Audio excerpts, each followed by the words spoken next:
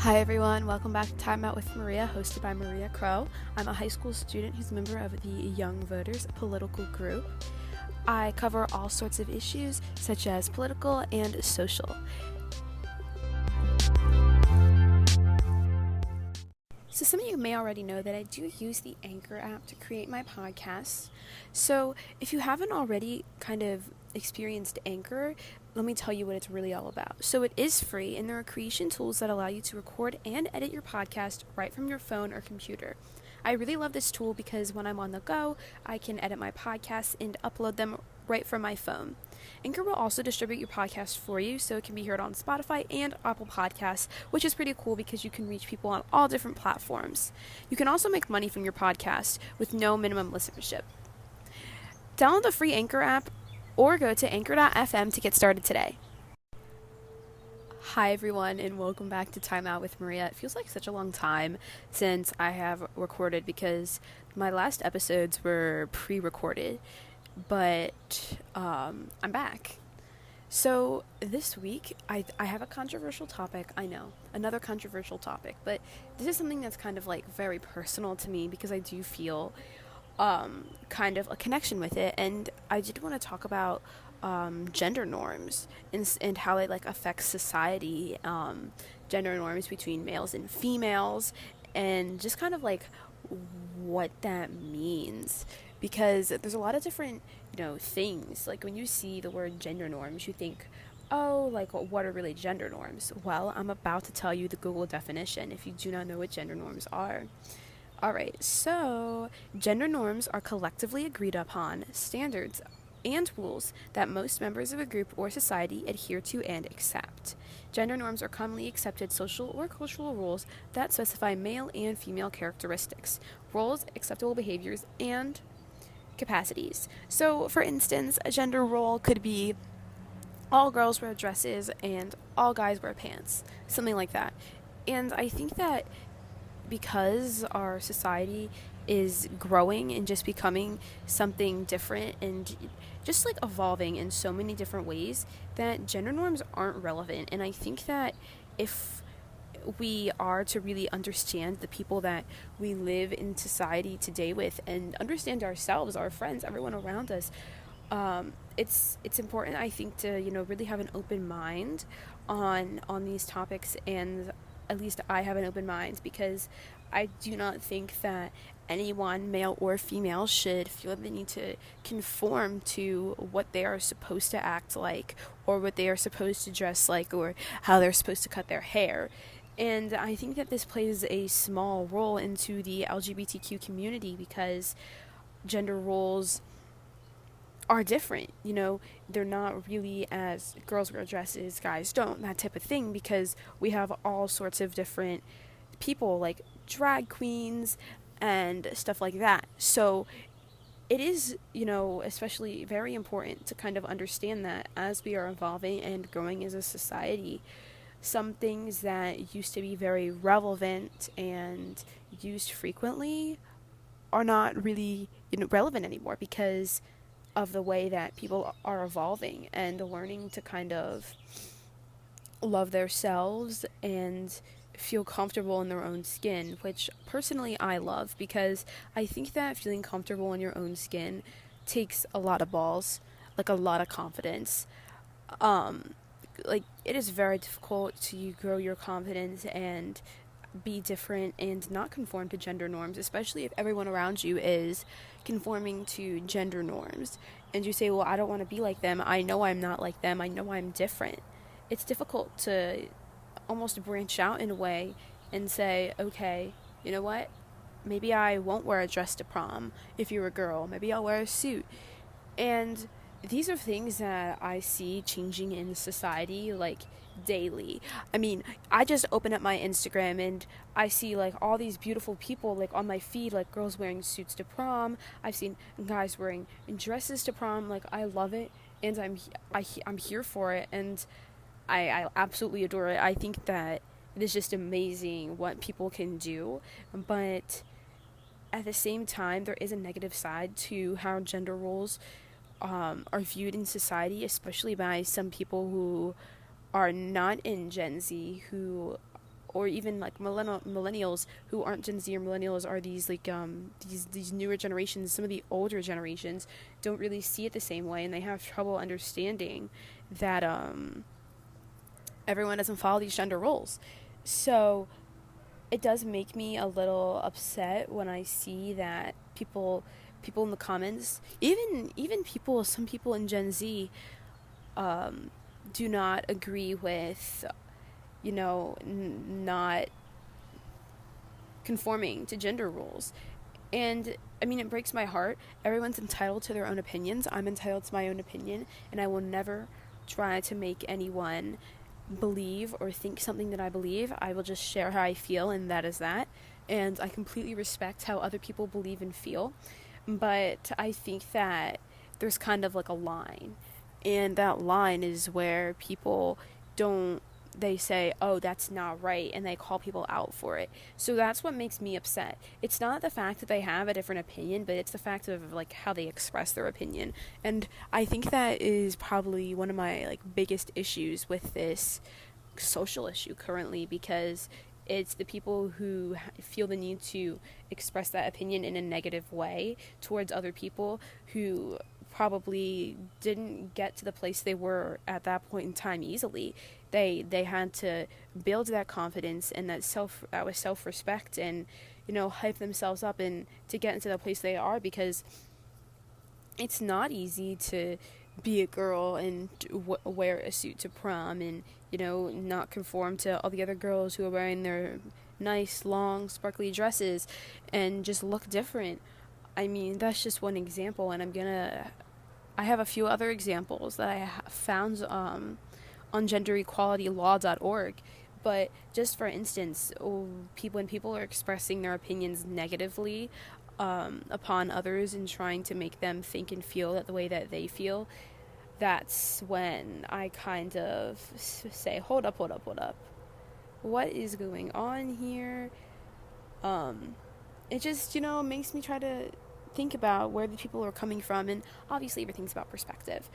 But some of the other gender norms I found on the genderequalitylaw.org, so there's early years, during youth, and as adults. There's so many different, there's 3 different categories that that this website it's the Gender Equality Law Center, and there's 3 different kind of subsections that they created examples of gender stereotypes. So I'm just going to read a few stereotypes from each section and then just kind of like talk about them and how they're evolving in society and how they're changing and what we can kind of do to support our friends or family who are not conforming to these stereotypes.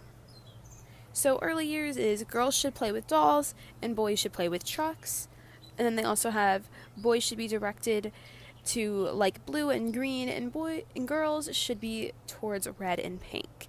Boys should not wear dresses or other clothes typically associated with girls' clothes. So that's just in early years. And even through social media, especially TikTok and Instagram, there's some adults and they have young children and they say, oh, we went shopping today and my son picked out a dress at Walmart or Target or wherever they were.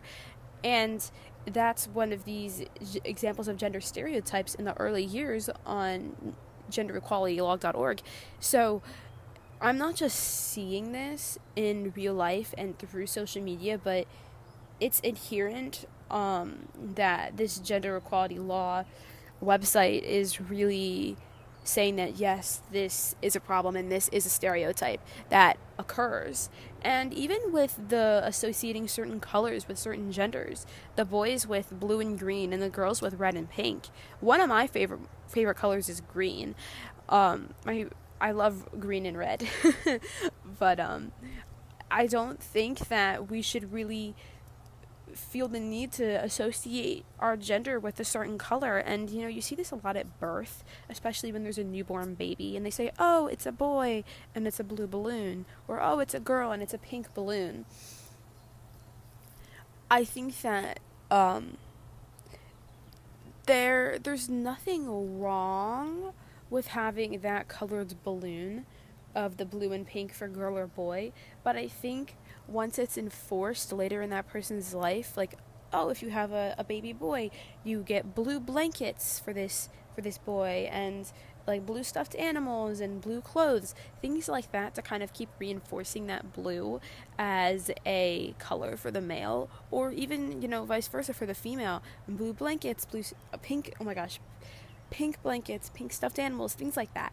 So I'm not saying that, oh, people are so wrong for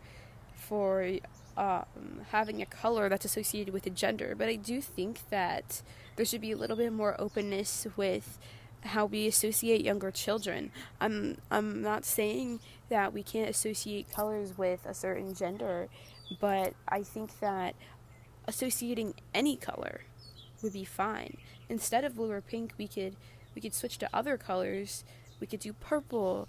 There's yellow. There's all sorts of other colors in the rainbow that I think would be suitable, and we shouldn't just, put young children into a box like this. And I've seen it a lot, but it's just a really interesting thing to point out, because you never really think that at birth how we are really assigned that color based on our gender. And even looking back at like old baby pictures from my family and things like that, I do see this color assignment, and it's just interesting to see the way the world is progressing now, because there are a lot of progressive parents that have a child that is born female or male, but they want their child to be able to choose their gender and feel that they don't need to be gender conforming. So they use they them pronouns for their child before their child can even speak or walk, which is actually really interesting. And I like this way of going about things. I'm not sure if I would do that with my children, but it's definitely an interesting approach to this conformity of gender roles in society, and it is taking a big leap from what has traditionally been accepted. And all different things work for different people, but that's just an example I've seen in the past. So the examples of gender stereotypes or roles during youth is girls are better at reading and boys are better at math. Girls should be well behaved and boys are expected to act out. Boys should engage in sports and refrain from more creative pursuits. And a boy that doesn't use violence or aggression is an understandable target for bullying. Okay, wow. So a lot of points here. Basically, I'm just going to go down the list one at a time. So girls are better at reading and boys are better at math. So I don't like this one. I don't like it at all, because it's so stereotypical. I have so many friends who are girls who are insane at math. Like they're really, really good at math. And even in my family, there are a lot of females who are very good at math.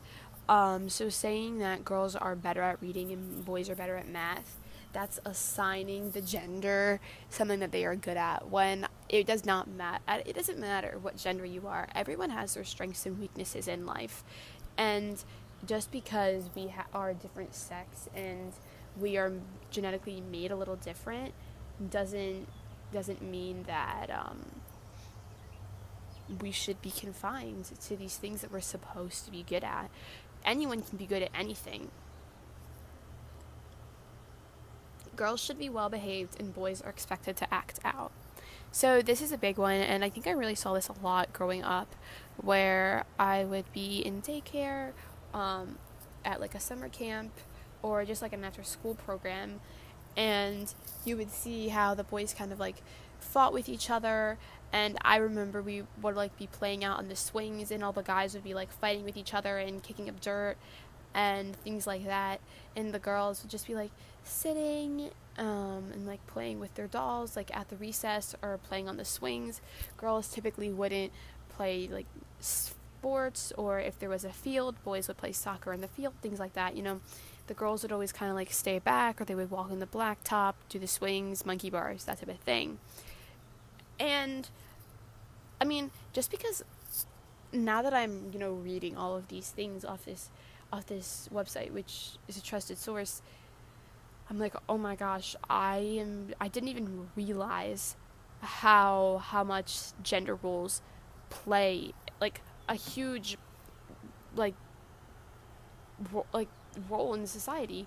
They they are so much more than we think, and we never really think about them. We never stop to be like, oh shit, like maybe that's why we're generalizing people for genders. And I'll get to I want to talk about like bullying and how that kind of plays into stereotypes and gender norms in a minute, but I do want to continue with how the boys are supposed to be not well behaved and the girls are supposed to be well behaved. And I think that even when I was younger, there was girls who like would hang out with all the guys who, you know, wouldn't be well behaved, who would like play in the dirt too. And I would play in the dirt. I played in the dirt as a child. I was friends with the guys at like my camps and stuff, but you know, that's like odd for a girl. The counselors would be like, why are you playing in the dirt? Like, you're a girl, like come hang out with the other girls. So I mean, even just from my own experience, I can say that this is a thing, and it's prevalent and it's happening. Because, you know, some men or just people of the male gender who identify as male may not want to get dirty, may not want to, you know, play in the dirt or behave or act out or, you know, wrestle or fight with each other. They might want to hang out on the swings and do things that girls were predominantly supposed to be doing. So it can really go either way, and it's just, I think that it's the way that we are programmed to think and the way that society has formed itself. But at the same time, society is changing. Everything around us is constantly changing and moving and flowing. And, you know, big changes are happening, breakthroughs are happening. So I think that gender norms are beginning to become something of the past. But I think that in order for them to really become something of the past, more work has to be done, and just socially, how people view each other and just more acceptance in society. And of course we're not there today, but I could see this, you know, growing and becoming more accepted in society, and these gender roles and need to conform to these gender roles, I can see it slowly dissipating, which was really, really good. But we just have to, you know, stay on the path to make this happen. And there's always going to be negative people who don't agree with the non-conformity to gender roles, and that's okay. But it's important for people who do believe what they believe to speak out and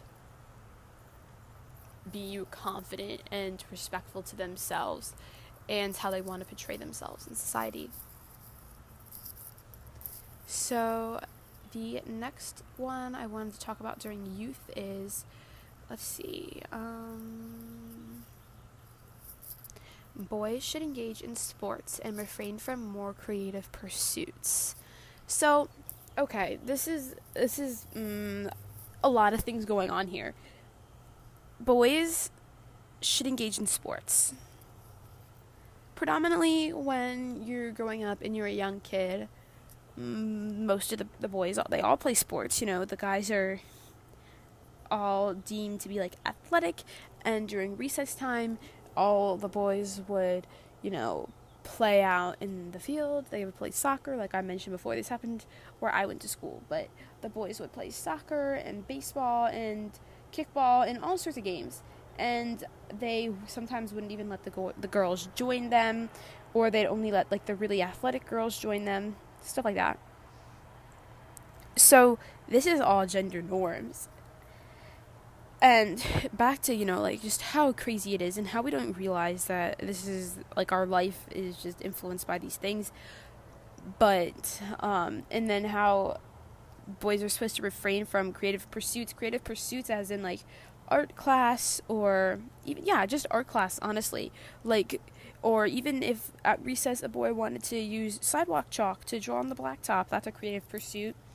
And I even see these gender roles adherent in my high school, especially I do take a lot of art classes, and most of my art classes are just females. There are only a few males in my art classes, and even then, they're usually like pretty quiet and keep to themselves, and they don't typically want to like share their artwork, because I think that sometimes this is not the only reason why, but I think that gender norms, play a role in how males feel in this more predominantly female and creative setting, because these stereotypes or gender norms say that they're supposed to be into sports and, not pursue creativity in art and even like theater, things like that. So when I look back on it, I really understand, after analyzing why people sometimes act the way they do in these predominantly female or predominantly male settings, and how they feel like they're almost unable to speak up or, share their creativity. So gender norms play a role in that, and it is a little sad, because I just want, and a lot of people, maybe some people agree with you on this, but I just want everyone to feel included and have an inclusive society.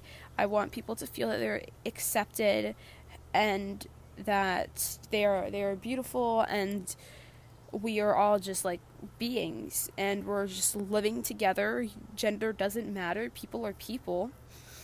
And that's that. It doesn't, our interests differ, and we all have different interests, but something that's really important to me is an inclusive society where we're just accepting of what other people, we're just accepting of ourselves, and as people we accept the others around us for their differences and the ways they express themselves. That's kind of one of my main morals, that I always want to accept people around me, no matter their religion, their race, what they look like, what gender they are, because people are people, and it just matters the way that these people treat everyone around them. It doesn't matter their gender or where they come from or what they believe in, because in the end we're all the same. So the last kind of little subtopic I wanted to go over for during youth is, a boy that doesn't use violence or aggression is an understandable target for bullying. So, gender norms. If a boy isn't acting like all the other boys, especially in a middle school, elementary school, high school, any sort of school setting, or even at a camp,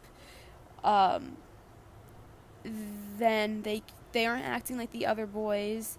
This boy, if they aren't playing sports with the other boys on the field, if they're, maybe back to my example before, if they're doing sidewalk chalk with the girls, or going into the art room doing recess instead of playing sports, they're not, using like that aggression towards, sports and how they are towards each other. They're not using this supposed to have the aggression that they are stereotypically supposed to have when conforming to gender norms. They're not using that, and they are doing what typically isn't done for males. Then they become a target for bullying by these boys who do conform to gender roles. And this makes me really sad, because like I said before, I was just talking about it, but I just, I want everyone to be accepted and feel loved and all of that good stuff. But when certain people are being brought down by others for being different, or, creating art or being creative and not taking part in sports as a boy like they are stereotypically supposed to, then they're picked on. Nothing about that seems right to me, and it's really upsetting that society is that way. And I have experienced this when I was younger. Just one or two boys, a few boys, being different than the rest of them, or even not just boys, but some girls, being different than the rest of the girls, acting more masculine than they're normally or stereotypically supposed to act, or guys acting more in a feminine way that they're supposed to act. And you can be more masculine or more feminine, or however you want to portray yourself while being a male or a female. It doesn't matter. But the way that we are programmed to think, and then kind of this bullying coming from being different and not sticking to gender roles, is so sad to me, because there's just nothing right about it. It's not just, and it makes me upset. So the next category and last category of gender roles that I wanted to talk about from the genderequalitylaw.org is gender norms with adults, as adults. Alright, so these are definitely, there's a lot more of these, so I'm gonna just pick like 2 or 3, because I think that there's a lot to be like explained, unraveled here. So there is something wrong with a woman who doesn't want children.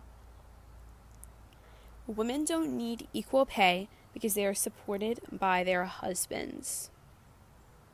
Women with children are less devoted to their jobs. Men who are not aggressive and or assertive and unmanly are likely gay. Oh my gosh. So, back to men acting more feminine and females acting more masculine.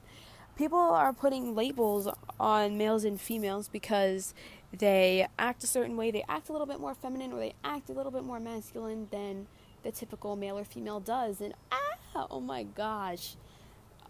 This makes me so frustrated, because I don't like it. And, there's been so much growth in society, so we're seeing less and less of this today, but it's definitely still prevalent. So, up to the first one. There's something wrong with a woman who doesn't want children. This is a stereotype for adult women. I don't like this. Why? There's nothing wrong with a woman who doesn't want children. So, there are a lot of independent women out there who do not want to have children, do not want to welcome other children into their lives, and that doesn't mean that there's anything wrong with them. It's just how they want to live their life, and that's okay. Just because they aren't conforming to what most women do. When most women get married, yes, they do have children, but that doesn't mean that they all have to have children, and it most definitely does not mean that there is something wrong with a woman who does not have children and is married. Women don't need equal pay because they are supported by their husbands. Oh my gosh. Okay, wow. So, men and women, we are the same. There is no reason that men should be getting paid more money than women for doing the same job at the same company for the same amount of years, same position. There's no reason the man should be getting paid more. And I don't like it. I don't like it at all, because there are some women who are so strong, so independent, who are always working to get like work gains and just working hard.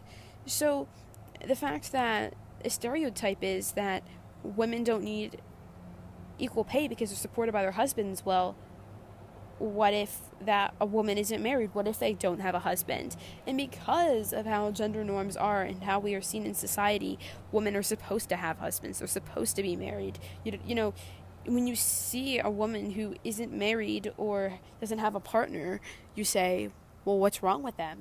Why aren't they with someone? And that makes me frustrated, because women should be able to not be questioned for not being in a relationship or not having a partner.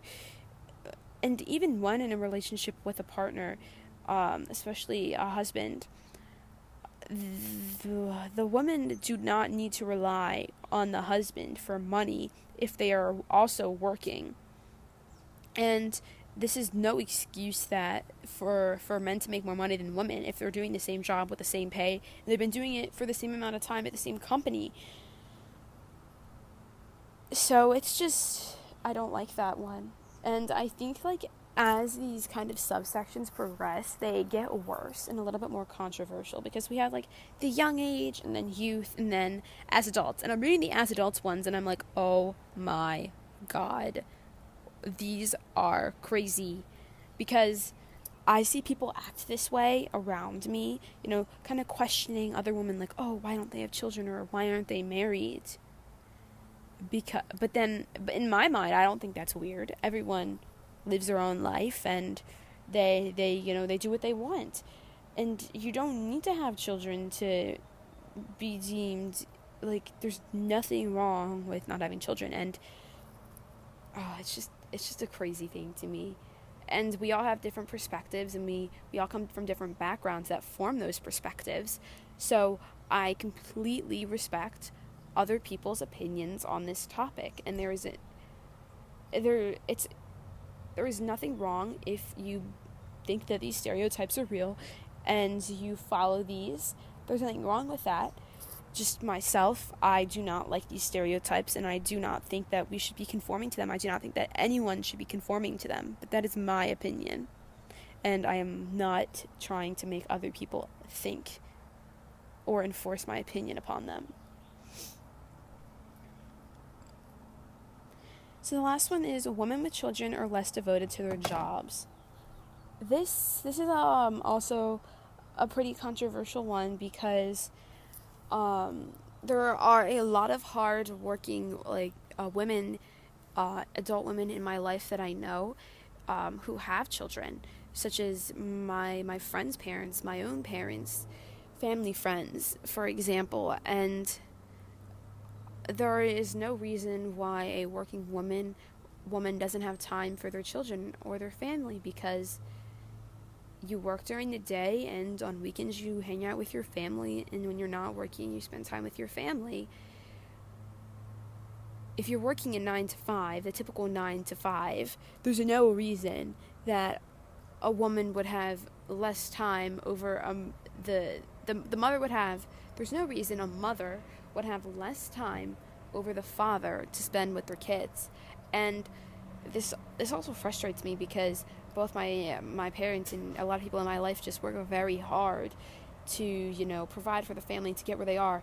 And, whether it's two women, or a mother and a father, or even two men, whatever their partner may be, both partners are always sharing the work equally, and they're always spending equal time with their family. So no matter the gender, there's no reason why a mother or a father, I'm using this stereotype with male and female, should not be able to should be like more time with their family. It's saying that the mother would, if they have a job, they spend less time with their family, but this just isn't true at all.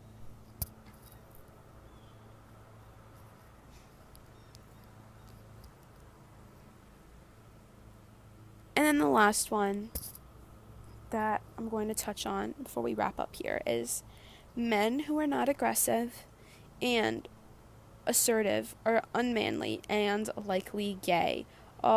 So back to what I was saying about men acting more feminine, or females acting more masculine. It doesn't mean that they are gay, because if a man acts more feminine, that could just be their personality. They could be straight, they could be heterosexual, and still act feminine. There's nothing that indicates. There's no indicator that says you act this way, so you are gay. No.